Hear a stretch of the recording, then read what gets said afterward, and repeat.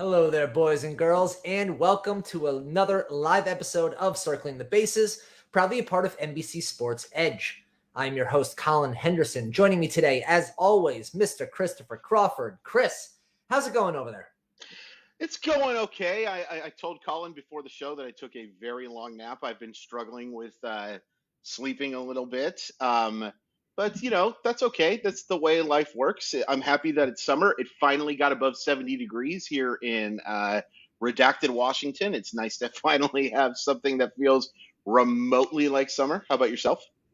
Congratulations on 70 degrees, sir. I'm genuinely glad to hear that you finally hit the mark. Yeah. Good over here in the city. I mean, obviously, Stanley Cup playoffs and Game 4 is happening right now. NBA draft tomorrow night. With a lot of chatter going about the top 3 picks and a little bit right outside of that. I think it could be a very fun one. At least hopefully it won't be. There'll be a couple curveballs thrown in. And speaking of curveballs, I don't know if you got to see the I don't know what is the right way I want to phrase this, consistently inconsistent calls the other night from blaming garbage is the accurate term for what we saw. That's a much nicer term. We got to talk about Doug Eddings and what happened right kind of before we started recording. And I told Colin not to look this up because I had to tell you what happened. So for those who missed it, on Tuesday night, Doug Eddings called one of the worst strike zones that I've ever seen. And then the umpire scoreboard came out. By the way, don't pay any attention to the runs section of that. Yeah. It's meaningless. And it's just a fun little stat, I think. And it's like any other stat. If you apply it wrong, it ends up, being more harmful than good. But missed I believe 89% was the final total and he didn't miss 89%. That would be a completely different story. He gets run out into the dugout inning if he's missing 89%. But missing 11% of balls and strikes is bad. It's real bad. So 2 teams are meeting again today. Blue Jays hitting coach Guillermo Martinez comes out to present the lineup card and immediately gets ejected. Immediately, because he told Doug Eddings how he felt about this thing.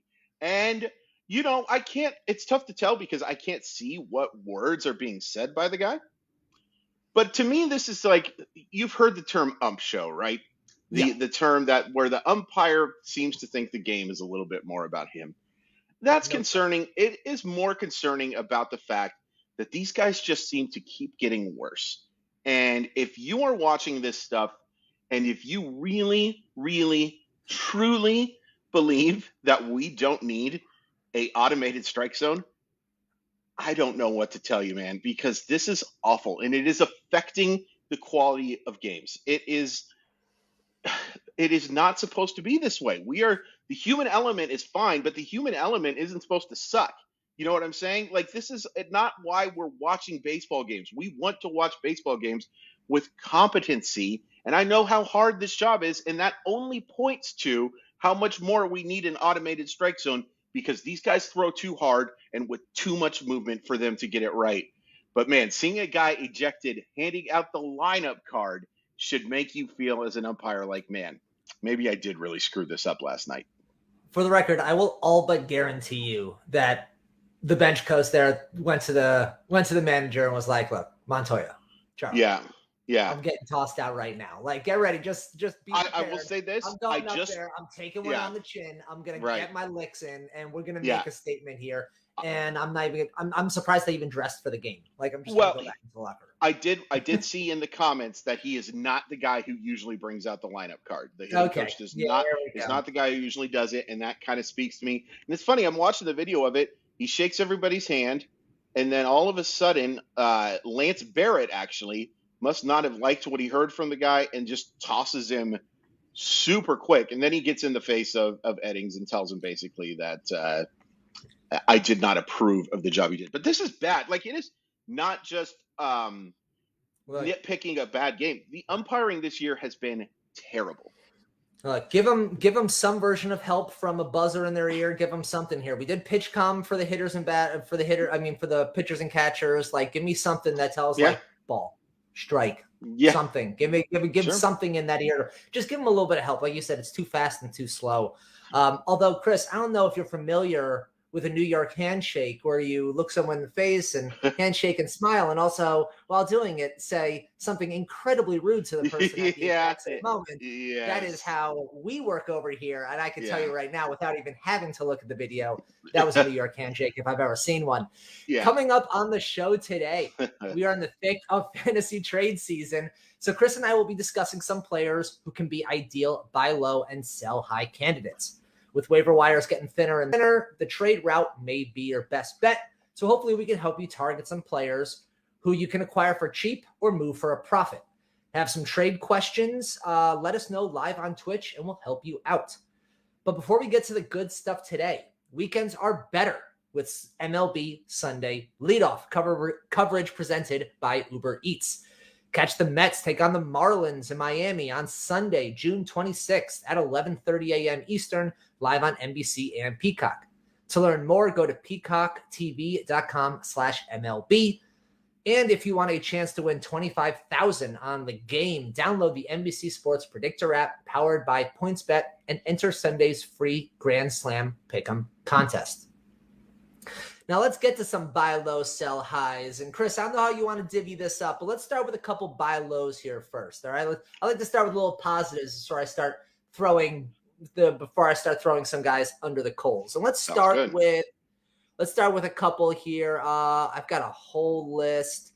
Nice. Let's start with Jesse Winker. Okay. Jesse Winker continues to be a buy low for me. We discussed him about a month ago on this pod and said it then. Things haven't gotten a ton better for him on the field yet, but my buy low radar has still read red for him ever since. On the year, hitting only .214 with 5 homers and 26 RBIs, 21 runs scored, and a .651 OPS. He's had a couple injury issues, so the at-bats are a little down. That being said, this season is easily his career low in BABIP, in batting average of balls in play. His BABIP this year is .250. Last year was .324, and his prior career low was .285. So this has been a very unlucky year for him in batting average of balls in play. He is still elite in walks, in the top 5 in walks in the major league. So for those in points leagues or on base leagues, there's a lot of value under the hood that you might not be seeing. And the 13th biggest difference in the majors between actual batting average and expected batting average. He has an actual batting average of .214 and expected batting average of .267. So even if we get a little bit closer to that expected batting average there, you expect, obviously, the average to go up. I think there's a lot more pop in that bat. We saw what he did last year. There is absolutely more in there. And the offense around him has been, while disappointing, is still a pretty decent offense around him. I still believe that Jesse Winker has a lot more to play this year. And I think he has a second half that makes you forget about the first half. I love Jesse Winker as a buy low. I'm still buying low on him, but I do have some concerns. And let me tell you one thing that's really interesting with Jesse Winker, by the way, and it's true about everybody right now. So Jesse Winker's OPS is .651. Colin, do you want to guess what that OPS plus is right now?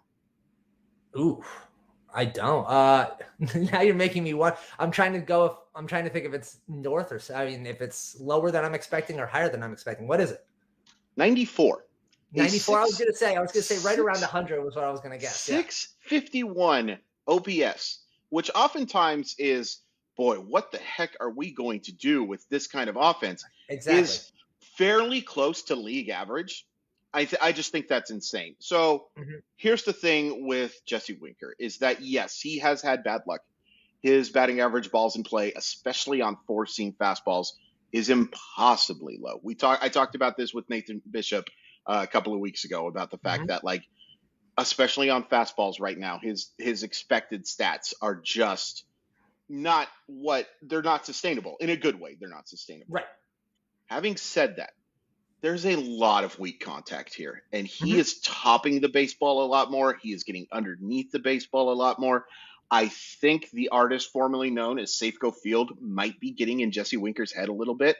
It's very possible. We in Seattle like to call it the Justin Smoke, where there are an awful lot of fly balls that die at the warning track, and then the player goes on to hit 35 to 40 home runs in a couple of years because they play in friendlier confines. I do wonder how much that's getting in his head. It is worth pointing out that he played in an awfully friendly ballpark in Cincinnati. Yes, that is, and it's also worth pointing out that this is a guy who has dealt with either injury issues or not playing against left-handed pitching or a combination of both. I wonder how being an everyday player has affected how things are going. I'm buying it because, and I'll just, to get this out of the way for everybody here, you trade for Jesse Winker or you pick up Jesse Winker on the free agent market, what he has done so far means nothing to you. Nothing. Those stats are previous manager's problem.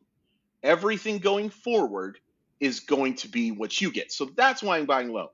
Having said that, if you think this is going to be the guy who put up a 900 OPS over the last couple of seasons, that's not what you're going to get. You're probably looking at a 750 to 800 OPS. I would expect more home runs. But this guy who hit 305 last year, the guy who hit 299 in 2018, you're not going to see that version of him. If you are hurting in the average category, in the steals category, I mean, I am more likely to steal a base this year than just Winker at this point. It's going to hurt you. But if you're looking for some homers, and especially if you played an OBP league, Jesse Winker's a good get. Still available, by the way, in 43% of Yahoo League. Someone who might still be available in your Yahoo League, which I don't understand how he's available. Imagine me telling you that like before the season, like that Jesse Winker on June 22nd was going to be available anywhere in the 60, even to 70% range. That's what a weird year. All right. Give me a buy low for you. Let's start off with this. Okay. So this is tough because there's a bunch of guys that I'm kind of taking a look at here. I have been really impressed with a guy that I borderline hadn't heard of last year.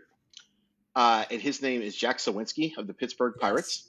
And part of it is because I took a look at that 3-homer game, and all of a sudden that just gets you on the radar. Mm-hmm. But you look at how much he's barreling the baseball. And I got to tell you, the Pirates have become a fun team to watch now. Hold your breath when you say that, because it's hard to say it, but maybe it might happen. It would not be fun to be a fan of this team right now. But as an outside viewer, like, I'll tell you this, if I was playing MLB The Show, the Pirates might be the team I pick to start a dynasty with, just because there is so much young talent, and I'm a better owner than Bob Nutting, so I can actually spend millions of dollars. So I actually can make that team better. I think he's going to hurt you in the average category a little bit, but I am a believer in that pop. The last time I looked, he was barreling the baseball in like the 88th percentile. Mm-hmm. If you're looking for that bump in homers, I think he's an excellent buy low candidate. While you still have the chance to make him one, still available in 85% of leagues. I was going to say, it might not even be a buy low. 87% of leagues, like, he's available for you. You don't have to talk to anybody for it, which is great.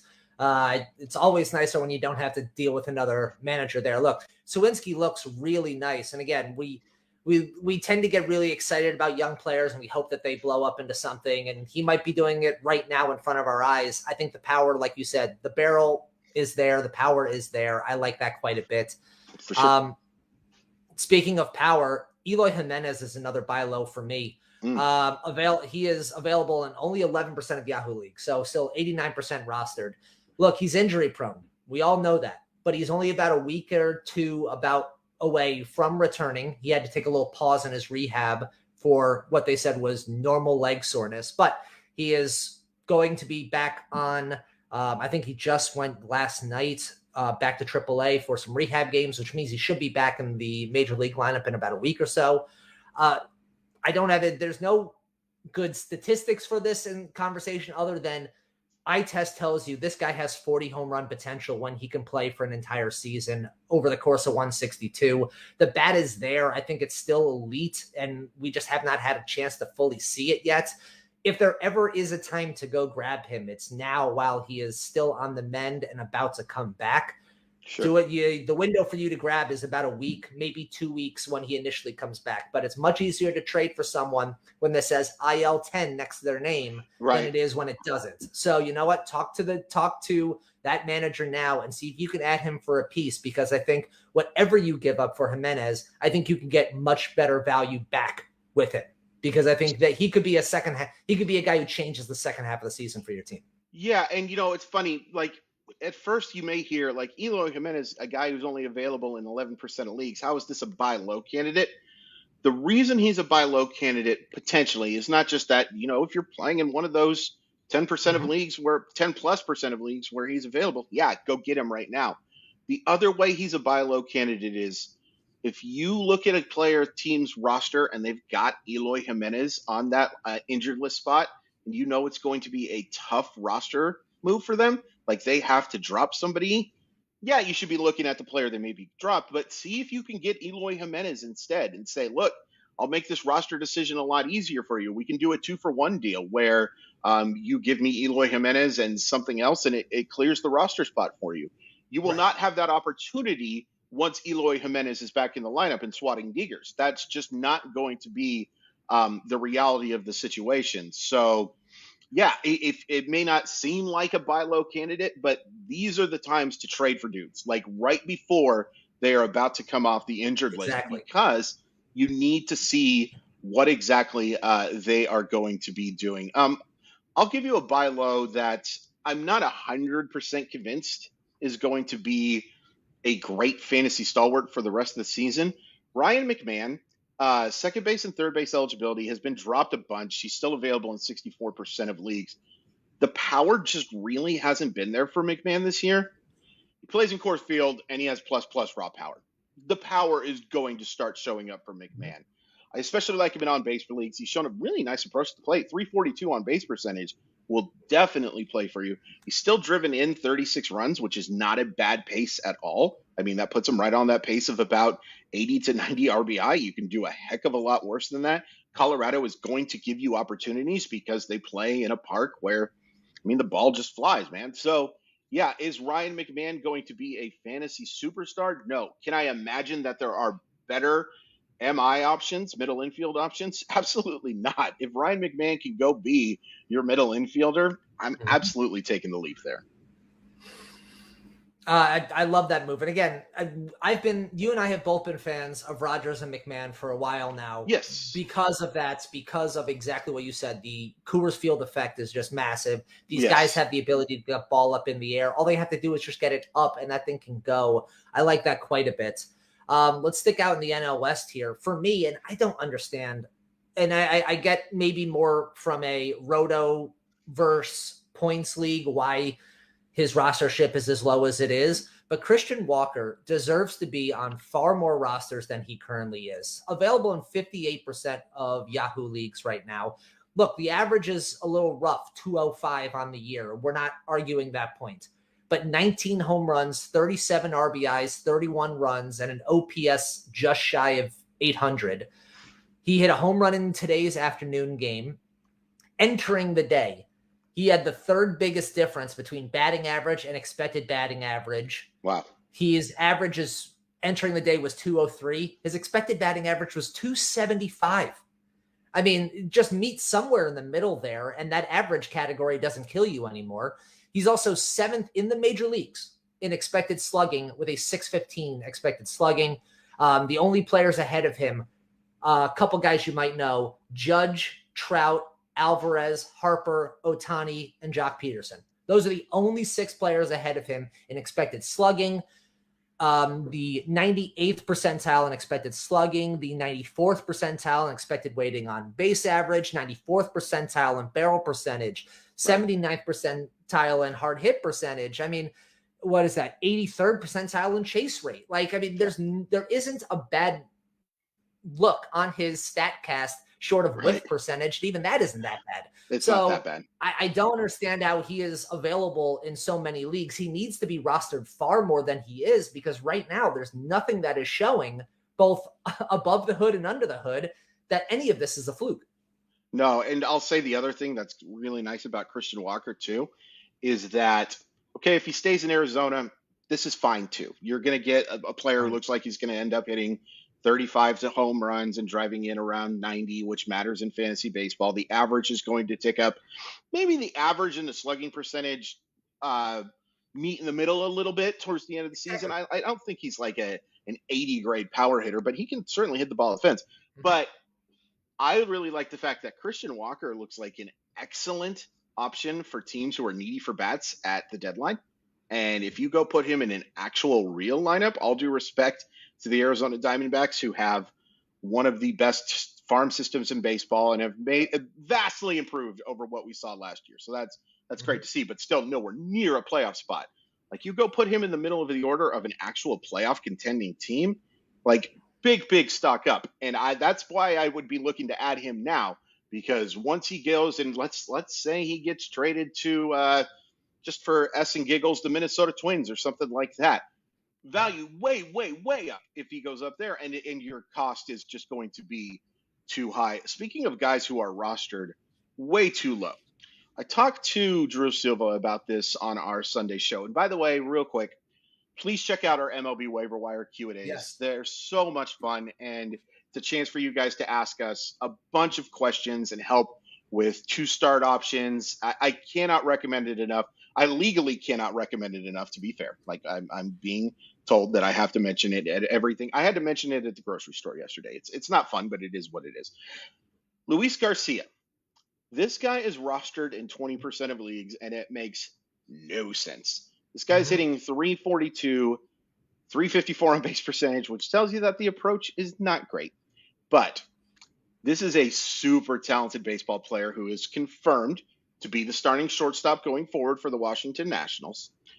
Not the greatest lineup in the world, but the opportunity to play, and we just talked about how middle infield is just not a great look right now. And I cannot even fathom a better option than Luis Garcia right now. He's going to hit for average. The power is going to start coming. He's shown it. You know, you look at his struggles in the previous seasons, and yeah, he wasn't quite ready for the major leagues. He was also one of the youngest players in all 3 of those sample sizes, and he's still a young guy. So the long-term potential is even better. I really like Luis Garcia. To be available in 4 out of 5 leagues makes 0 sense to me. Yeah, and again, you don't have to talk to another manager to go get him. That's always really nice. And in 80% of leagues, you don't have to deal with another manager. Who wants to talk to people? I don't like doing it anymore. We just text. we text. Yes. But no, again, someone who needs to be rostered far more than what he really is. I think if his name wasn't quite so synonymous with like 7 other players, and that he wasn't also on the Washington Nationals, I think we might have I think his rostership would be up far more. But make sure you add the right Luis Garcia. There's some exactly. If you end up adding the pitcher instead, that's not so That's bad. Also totally fine. He should be on rosters as well. Fair. By the way, even though you legally mentioned the Q&A show, you didn't mention when the Q&A show is. And by the way, that is, for those out there, is Sunday after the Sunday morning game. And then the post game, we will be live on YouTube. Chris, Drew, me, DJ, whoever, will have a couple people on to do some Q&As and take some stuff right on YouTube. It's a great time. Real quick. I almost forgot to do it, and I'm sorry to interrupt the flow of the show. Everybody, please go back and check out the podcast I did yesterday with Christy Lemire and Alonzo Duralde, where we talked baseball movies. I know you guys tune in for our fantasy sports takes and for me to tell you about some prospect who's going to be ready in 2028. But since we do a daily show, we're allowed to do stuff like this. And I had an absolute blast talking about baseball movies with 2 people who literally get paid to talk about movies. Christy is phenomenal. Alonzo is phenomenal. I wanted especially to have Alonzo on the show because he's not a movie. He is a huge movie fan. It'd be weird to be a movie critic if he didn't like movies.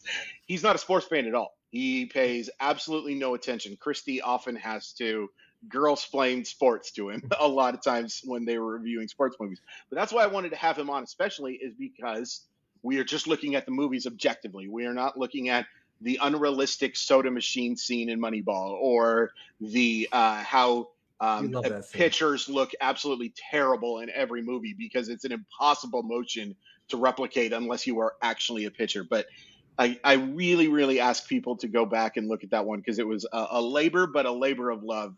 Please, please, please check it out. Yeah, it was a great episode. By the way, knowing that it was coming encouraged me to watch Major League for the first time in a while. My fiance had never seen it before. Oh, great. And watching her cry at the end as Rene Russo gets picked up onto the field, I was like, okay, it hit, baby. That's all I care about. There's more schmaltz in that movie than I remember. Yeah, there is. There really is. The soundtrack is phenomenal. Although the amount of complete games that these pitchers are going for in that movie was just next level. Ricky Vaughn hasn't made it through like an inning without walking 4 people, but then like the first time he wears glasses, he's going a complete game, 9 innings shutout. Like I don't understand how that works. All right, so let's move. Let's talk about a couple more buy lows here. For me, Michael Brantley, especially in points leagues, is a guy to still buy low. He is rostered in 75% of Yahoo leagues.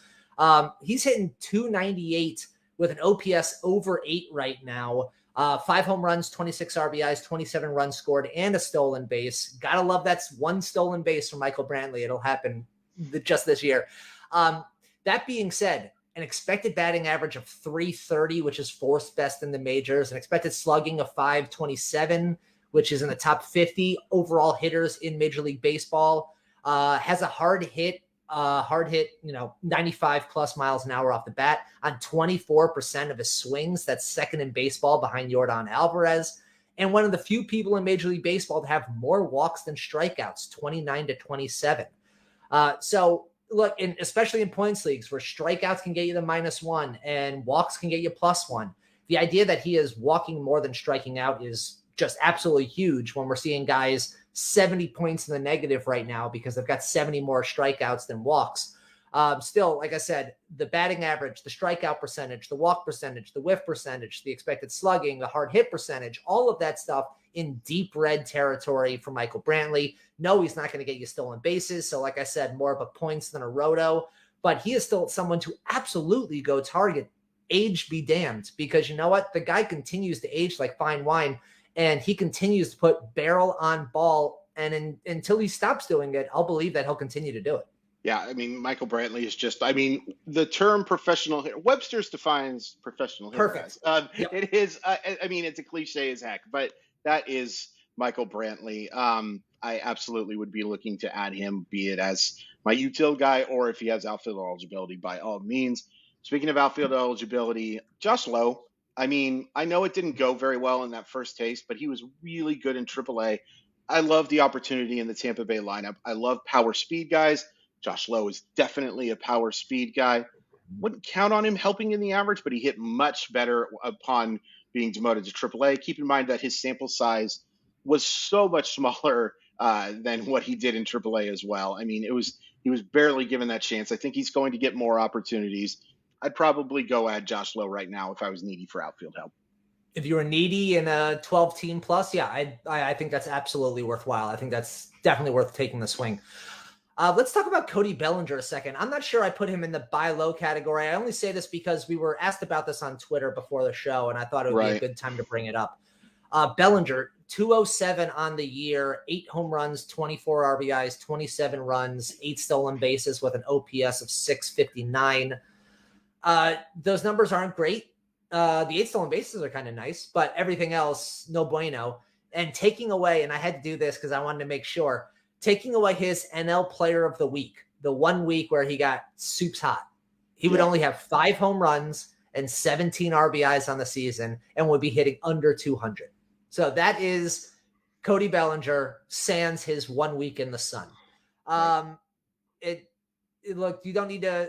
Just based on those numbers, I don't need to go into the StatCast to tell you that it's deep blue and it ain't good. There just really has not been a lot that has shown that he can consistently hit anymore. Somehow still on 84% of Yahoo rosters and 92% of ESPN rosters. So people unwilling to give up on him. Yeah, we were asked before the show, not only would you, is he a buy low or is he someone to just straight up be dropped? To my mind, I would have no problem if you dropped Cody Bellinger in a 12-team or shallower league. I'd have no problem with you dropping Cody Bellinger at this point because I just don't see anything that makes me feel confident that there's a rebound coming. It's been far too long since we've seen a rebound. And you know what? If he couldn't parlay that NL Player of the Week into something more, it's gone right back down to the dredges. I'm out.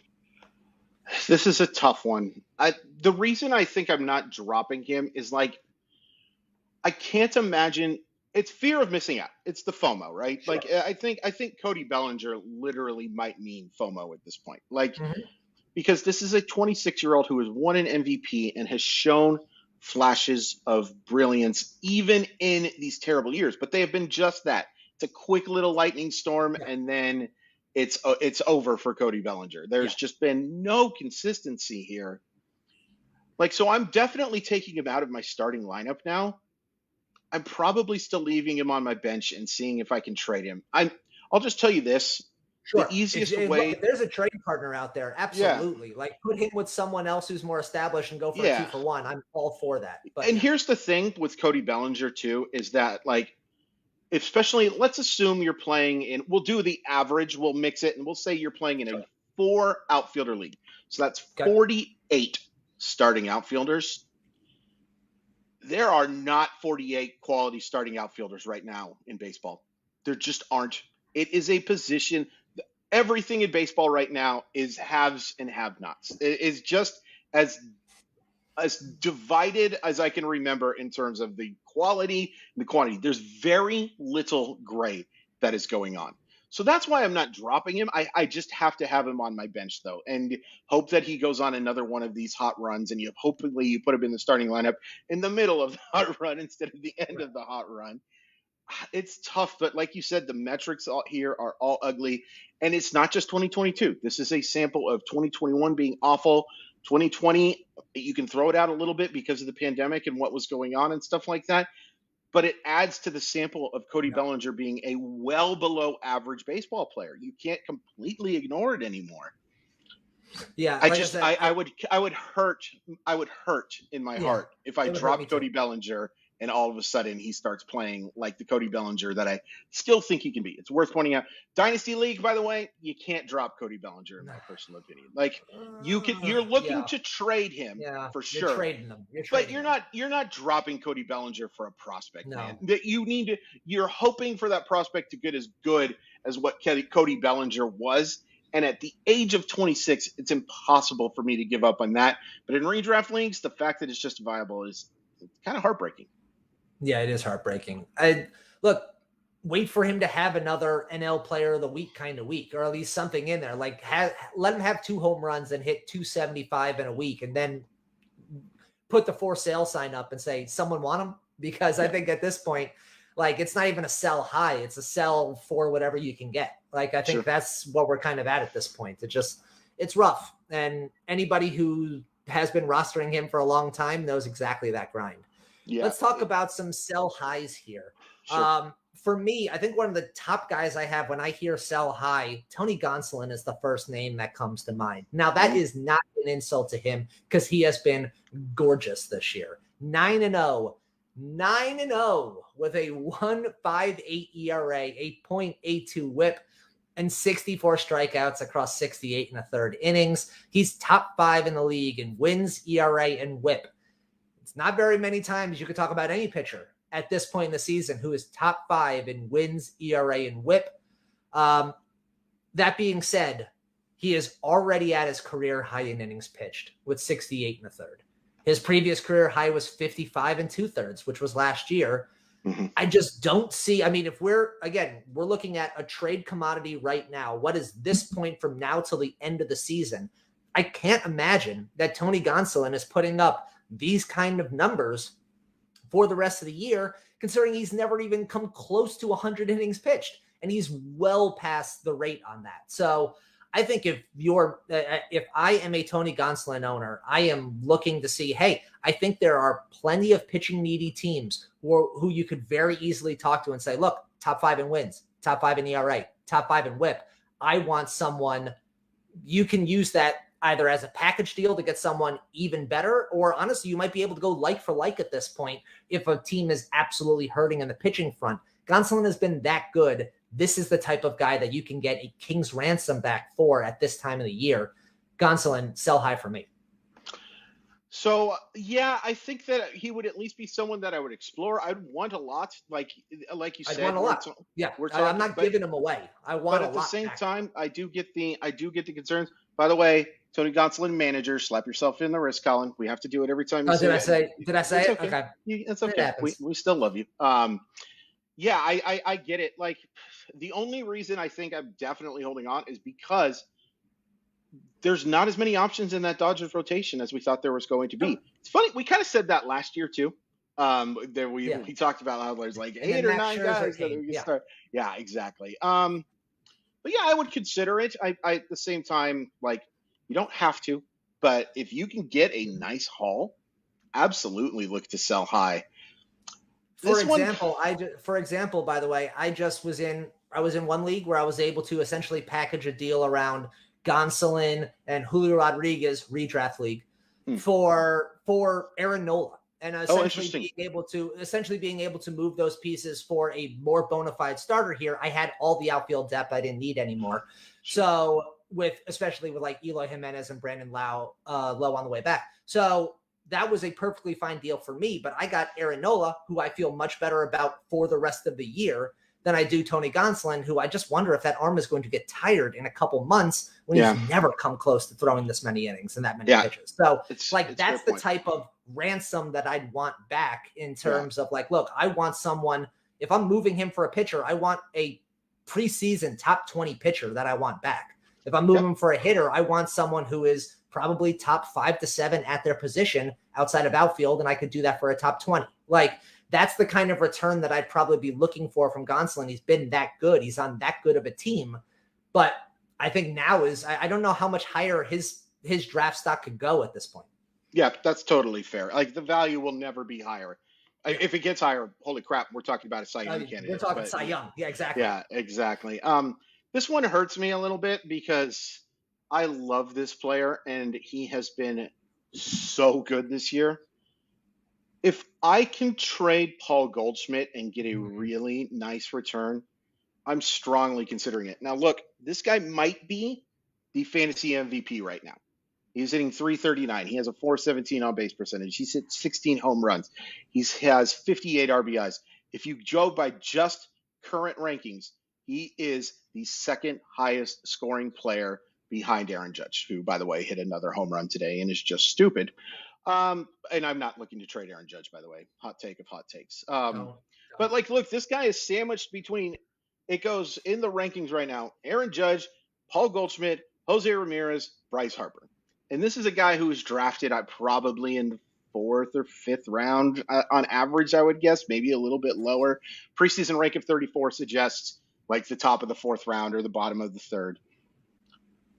It's more about me that this is not sustainable for most Major League Baseball players. And I have seen lulls from Paul Goldschmidt as well. I think first base is a place where you can get some replicatable, is that a word? Probably not, doesn't matter. Statistics. Yeah. And if you can like improve your pitching and stuff like that, you don't obviously have to move Paul Goldschmidt, but if you get an offer that suggests that he's one of these players I just mentioned, I think you at least have to consider it. I think that's completely fair. Look, I mean, Christian Walker is available in how many leagues? If you told me that Christian Walker replaced Goldschmidt at first base, which should still give you 80% of the power and RBI numbers, and then you use Goldschmidt to fill out whatever you need on your roster, and you can get elite returns probably in multiple positions back for it, then yeah, I think that's a perfectly fair trade. And I think that's what you can look at. I think, to your point, I think he is punching above his weight class, so to speak, in terms of like, I'm a top 5 overall player in fantasy, and I see him as more of a top 25, top 30 overall player in fantasy, which is still elite and excellent. Yeah. But if I can get top 5 overall player in fantasy return for it, gobble it up. I agree with that. And even if you split the difference, you know what I mean? Sure. If you say he's just going to be a top 15 player, you're still, if you get a top 5 return, you're coming out ahead. Like, this would be we talk about depth. We haven't had to talk about depth as much this year. That's been kind of fun. Maybe it's because we're just ignoring injuries. That helps a little bit. We haven't started our shows off with the injury report from last week. But I mean, like, if you take a look and like, I would rather have CJ Cron for the remainder of the year than Paul Goldschmidt, because there is going to be, here's the thing. I think Cron playing in that park and with his power is going to replicate it. Paul Goldschmidt cannot hit 340 for the rest of the year, folks. That's just not possible. Most guys, in fact, all guys except for my good buddy Luis Arias, can't hit that high. Like, it's just going to be an impossible situation for him to replicate. And once again, if you trade, you have already, if you are rostering Paul Goldschmidt, you have put those numbers locked away. They are yours for the remainder of the season. I would be looking, if you're looking to address holes and stuff like that, Paul Goldschmidt would be at least somebody that I have on the trade market. Chris, you're going to probably hate me after I say this sentence for my sell highs. But for me, all rookie pitchers who started their first game before June 1st is a sell high for me right now. Mackenzie Gore, Hunter Green, Joe Ryan, Spencer Strider, George Kirby, all of them. Mm-hmm. If anybody out there is in a redraft league is interested in those names because of how good they've been so far this year and how everyone loves rookies, go for it. I think you can absolutely get a positive return on value for all of those pitchers, because if we're looking from now till the end of the year, I just don't see any of those guys logging the amount of innings, the amount of pitches, the amount of starts that you have gotten to this point, that you are expecting to this point. Like, I think all of them can be moved for better players now. And the sooner you do it, the better. You can use that as an argument. Like, hey, look, you're going to get X number more starts, that type of thing. But all of those guys, we just have not seen any. I mean, I think Ian Anderson might be the last guy I can think of. And even he was, but that was 2020 and that was a shortened season. Like, we don't have that problem. So if you start your first game before June 1st, you're going to be on an innings limit. You're going to be on a pitch cap. Get your value now and move them. Like, don't, in a redraft leagues, rookies don't mean much more than their rookies. Yeah, I think that's a really good point. And it's similar to the Gonzalon situation where these guys are going to be coddled, for the lack of a better term, treated with kids clubs, however you want to say it. I don't mind that at all. Like, if somebody wants to offer me an established top 30 starter for Mackenzie Gore and those guys, absolutely, I'm looking to do that. I will also add another player that I'd be looking at is Logan Gilbert, is somebody that I would be looking to move high as well.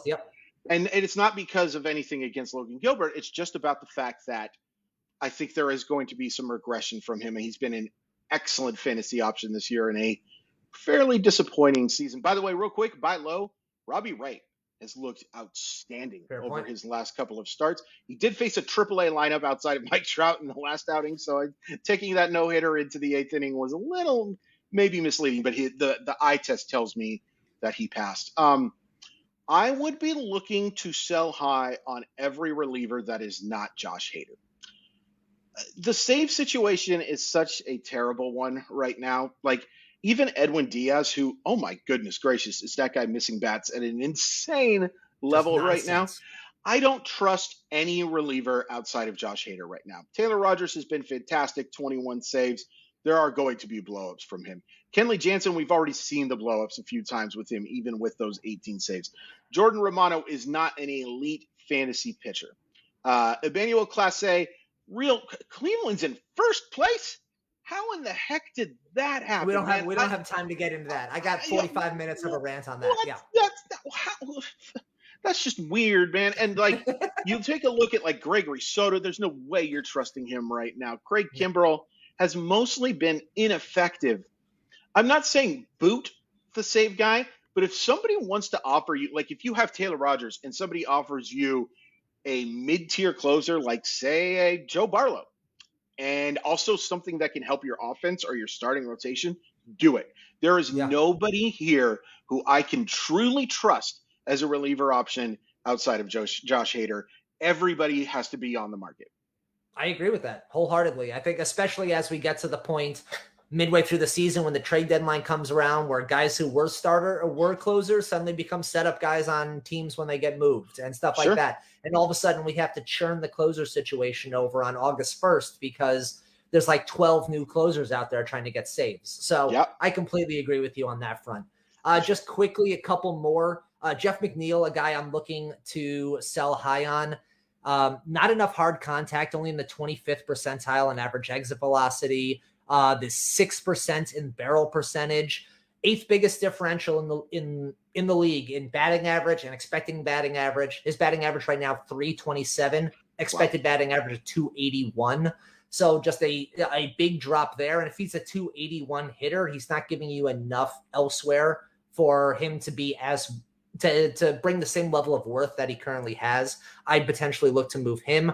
Also, Adolis Garcia, while he's hitting the ball hard, 84th percentile in hard hit percentage, the swings and misses are just huge. 19th percentile in K percentage, 12th percentile in walk percentage, 8th percentile in whiff percentage, 9th percentile in chase rate.